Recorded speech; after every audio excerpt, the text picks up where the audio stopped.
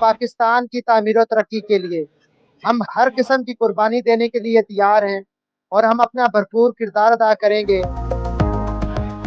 कि हम दुनिया के अंदर किसी भी गोशे के अंदर रहें, लेकिन हमारा दिल, हमारी उम्मीदें, हमारी तमाम तर चीज़ें पाकिस्तान के साथ हैं और हम यही नारा लगाते हैं कि पाकिस्तान जिंदाबाद, पाकिस्तान पाइंदा।